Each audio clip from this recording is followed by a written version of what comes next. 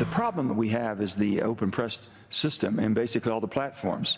So if you're able to have 5 platforms, social platforms, that you can basically personify the extremes, somebody who is extremely right or extremely left, and it seems like that is the majority speaking. They're not the majority, but they're basically driving everybody to make a decision. What side are you on? Are you on this side or this side?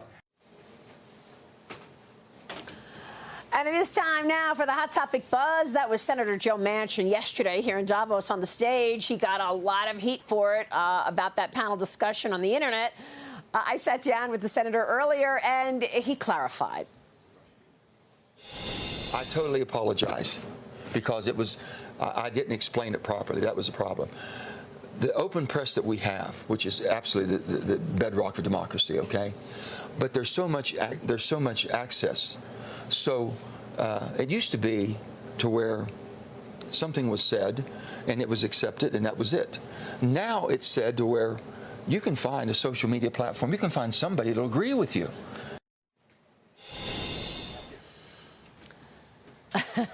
Cheryl, your reaction. Well, I'm so glad that you sat down with him today, Maria, to give him a chance to clarify his comments. I'm really looking forward to the full interview coming up later on in the show, because I think Joe Manchin is one of the people that does bring common sense to the Democratic Party. And I don't say that lightly. I mean, he brings fiscal responsibility, and he's the one that sometimes will come in when the rest of the Democrats are ready to spend an extra $1 billion on something stupid. He's the one person that will actually be the voice of reason. And again, when you spoke to him just now, he told you this is what I meant, and his comments were taken and blown out of proportion.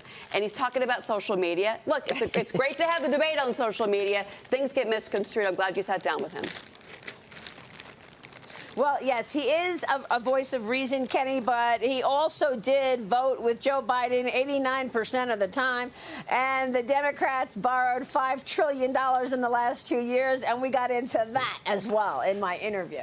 Right. So I'm looking forward to actually hearing that part of the interview. But to what happened yesterday, while it may have gone blown out of proportion, I think, in fact, he's right. Right. It's all these social media platforms that just instigate and create all the angst and anxiousness and the challenge back and forth about who said what and what did they really mean. And you get in trouble in the written word because people will read it in a certain tone. Meanwhile, you didn't necessarily mean it in that tone, which is always the problem with email, text messages. And I say that all the time, that you have to be very, very careful. But the other thing you have to do, and I blame Facebook really because they started this, but Twitter and Truth Social and all the rest of them, you have to be careful who you respond to on those platforms, right?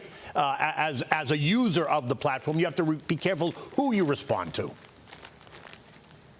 Yeah, I think, saying that right after all those Twitter files showed us, that the FBI and the DOJ were directing these media companies on what to suppress and what to amplify, I think was one of the sticking points for people talking about it online. Right. And I think you're right. But you know what? That's true, because if they were directing these platforms to eliminate or edit it out, that's wrong, right? We should know about it.